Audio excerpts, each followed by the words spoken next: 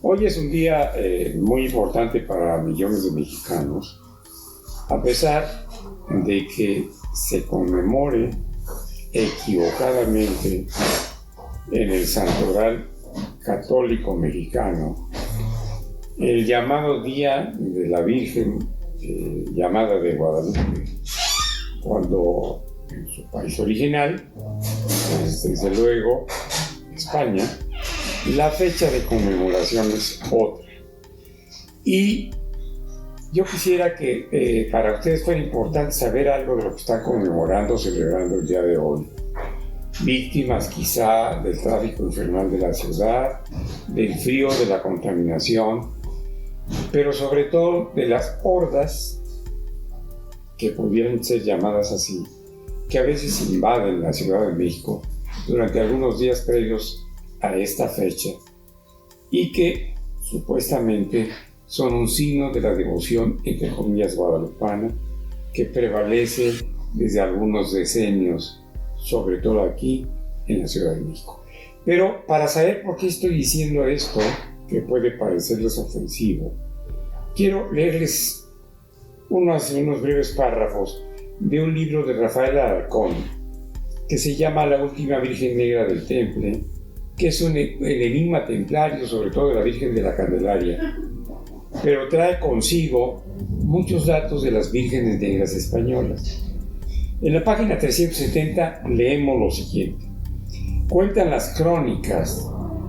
que hacia el año 600 el Papa Gregorio I, doctor de la Iglesia y futuro santo, tenía en su oratorio una imagen de Nuestra Señora la Virgen María, realizada por San Lucas y autora de muchos milagros.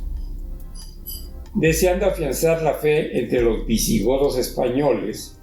el Papa envió dicha imagen a San Leandro, a la sazón arzobispo de Sevilla, y para ello fue cuidadosamente guardada junto con otras reliquias y libros santos en un arca para ser transportada por mar. Una vez en camino, desatóse una gran tormenta que amenazaba con hacer naufragar el navío que transportaba tan preciada carga. Mas un sacerdote, conocedor de la fuente de prodigios que traían a bordo, la sacó del área e inmediatamente el navío se llenó de cirios encendidos al tiempo que cesaba la tempestad. La imagen de la Virgen Negra permaneció en Sevilla, en el oratorio de San Leandro, hasta la época de la invasión musulmana, y en ese tiempo unos clérigos sevillanos tomaron la imagen, marcharon con ella hacia el norte para ponerla a salvo. Llegados a un río que llaman Guadalupe, encontraron una ermita que les pareció a propósito y en ella un sepulcro con el cuerpo de San Fulgencio. Excavaron pues una cueva dentro de la ermita a manera de sepulcro, poniendo en ella la imagen negra, una campanilla y una carta relatando todas las vicisitudes de esta Virgen. Taparon todo con piedras y rocas, marchando luego a las montañas de Castilla, sobre todo de Castilla la Vieja, perdiéndose en los siglos la memoria de este suceso. En los tiempos del reinado de Alfonso XI, entre 1312 y 1350, recorrían las montañas de Guadalupe un grupo de pastores, a uno de los cuales se le extravió una vaca. Marchóse a buscarla, encontrándola al cabo de 3 días en un robledal cerca de una fuentecilla, pero estaba muerta, y al parecer de muerte natural, la vaca por supuesto. Al ir a desollarla, como era costumbre entre pastores, hizo primero un corte en la piel del pecho en forma de cruz, e inmediatamente el animal se levantó totalmente sano, como si saliese de su siesta de rumiante, no quedando más señal de su muerte que la cicatriz en forma de cruz sobre el pecho. Al mismo tiempo se apareció la Virgen ante el asombrado pastor, diciéndole que llevase su vaca al rebaño, puesto que ella tendría muchos terneros, en recuerdo de aquel suceso, y que luego marchase a su ciudad, Cáceres, avisando a los clérigos para que, llegados en procesión hasta ese lugar, excavasen allí hasta encontrar una imagen suya. En otro libro sobre las vírgenes negras y sobre otras vírgenes, de origen totalmente español. Un libro que se llama Nuestra Señora de Lucifer, de Juan G. Atienza, Los misterios a la Madre del Culto de Dios, nos dice: Nuestra Señora de Guadalupe, de Cáceres, goza desde su presunto descubrimiento bajo una vaca muerta en 1330 de un fervor masivo que sus fieles exportaron a América en tiempos de la conquista. Muy oscura de rostro y manos, comenzó casi desde el momento de su peligroso hallazgo a ser venerada y enriquecida con toda suerte de favores por la monarquía castellana y su más alta nobleza, hasta el punto de convertirse en poco tiempo en uno de los monasterios más ricos de la península, guardado por jerónimos procedentes de Lupiana, los mismos que siglos más tarde poblarían el monasterio de San Lorenzo en el Escorial. Y sobre todo los jerónimos también estuvieron en la Rábida, que fue el convento franciscano, atendido por jerónimos, de donde parte Cristóbal Colón al descubrimiento, entre comillas, de América. Su leyenda dorada la convirtió en un regalo hecho a San Leandro por el Papa Gregorio Magno, que se había guardado en Sevilla hasta la invasión musulmana. No deja de ser significativo que el monasterio tuviera, ya en tiempos de los reyes católicos, problemas con la Inquisición a causa de haberse camuflado entre sus frailes a algunos judíos perseguidos por el Santo Tribunal. Recordemos también, por ejemplo, que Cristóbal Colón era precisamente de origen judío y habitó un tiempo en la Rábida. También es de tener en cuenta el hecho de que Guadalupe fuera una de las primeras grandes escuelas de medicina en España en los primeros siglos de su fundación. Así podemos leer y leer y leer sobre la historia de Guadalupe en España y su llegada a México, traída precisamente por dos españoles originarios de Cáceres. Y Cáceres es la capital de Extremadura en España. ¿Saben ustedes quiénes eran originarios de ahí? Precisamente Francisco Pizarro y Hernán Cortés. Entonces Hernán Cortés trajo a la Virgen tutelar de su pueblo a la Nueva España y la impuso en una ermita situada en Tepeaca, al norte de la Gran Tenochtitlan, y de ahí surgen los primeros eventos que el día de hoy forman lo que ustedes consideran un culto a la Virgen española, ahora guadalupana, novohispana. En un libro precisamente de mi amigo Mauro Rodríguez, que es Guadalupe, que tituló Los 10 engaños al pueblo de México y que tuve la oportunidad de presentar para él hace algunos años. Uno de los temas es precisamente el guadalupanismo, nacionalismo y proyección psicológica, que habla de la necesidad de creer de muchos en un invento que obviamente se considera como tal, de una imagen inexistente que es en realidad una pintura hecha por un pintor indígena, Marcos Zipac de Aquino, alumno de la Escuela de San José de los Naturales, creada por Fray Pedro de Gante, y que es el autor del lienzo de la Guadalupana, que por supuesto no está pintado en ningún ayate, ni mucho menos. Historiográficamente, el hilo más completo sobre esta infamia, sobre esta gran mentira al pueblo de México, es este: Destierro de sombras, cuyo autor, Edmundo Gorban, fue uno de los dos historiadores más reconocidos en la República Mexicana en el siglo XX. Y es un libro publicado por la Universidad Nacional Autónoma de México. El subtítulo dice: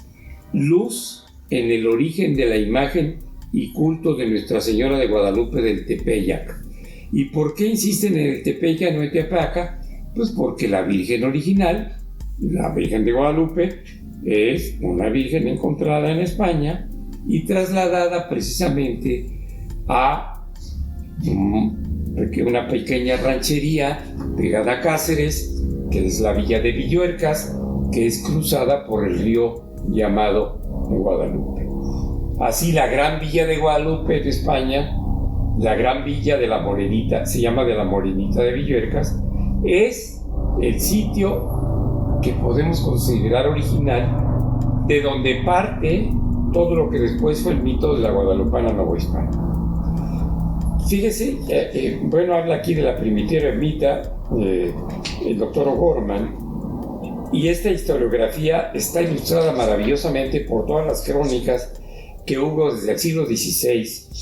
hasta después del siglo XVIII y XIX, que se hicieron los primeros estudios, sobre todo el de García Escaz Balseta, para tratar de demostrar la falacia de la imagen novohispana de esta supuesta virgen. Y en el capítulo 2, en la página, déjenme ver la página porque no está, 27 de este libro, empieza con un entrecomillado que dice la aparición de la imagen. La aparición de la imagen entre comillas, porque esto es una invención totalmente novohispana que tiene una larguísima explicación que no vale la pena el día de hoy ni cuestionar, ni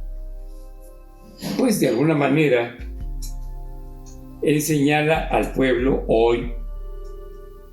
devoto y con gran reverencia para esta invención. La invención del guadalupanismo novohispano está impreso aquí. Sin embargo, respetuosos de las creencias de todo mundo, el día de hoy, los que tengan tiempo y vean en esto un motivo de información, de educación, de enseñanza, pero sobre todo de una profunda razón espiritual, conocer por qué el pueblo de México, en una gran mayoría, tiene a la guadalupana como un símbolo patrio, tiene a la guadalupana como un símbolo de religiosidad y espiritualidad, ¿por qué debe estar informado sobre lo que hace, sobre lo que cree? Tuvimos por último, o tuvo esta unidad religiosa que llamamos el día de hoy Villa de Guadalupe, un prior, un sujeto que durante 31 años fue el que ordenó, gobernó y administró todo lo relacionado con esto aquí en la Ciudad de México. Fue Monseñor Guillermo Schulenburg. Guillermo Schulenburg era un hombre ilustrado. En esos 31 años nunca habló de la Virgen de Guadalupe en sus mensajes. Él se refería a Nuestra Señora y se refería a la Virgen María, siendo el prior de la Villa de Guadalupe. Sí, esa es una actitud de creencia y de fe y de respeto por la creencia en una madre de Cristo, el Hijo de Dios para los judeocristianos, pero que respetó siempre los orígenes cristianos, españoles y sobre todo extremeños de esta imagen, la imagen original. A quienes haya yo molestado con mi comentario, le ofrezco disculpas. Yo creo ser hombre de valores espirituales,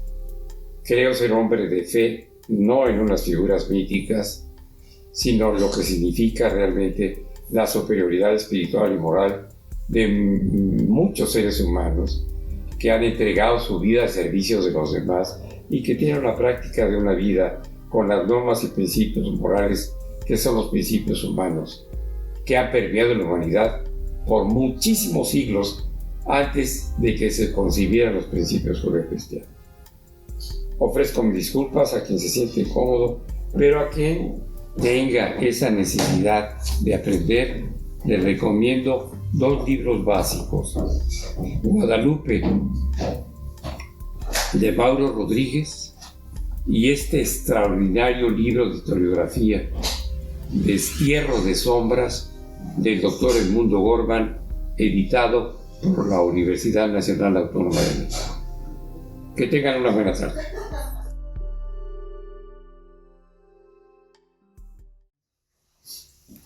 Si les interesan estos temas de cultura general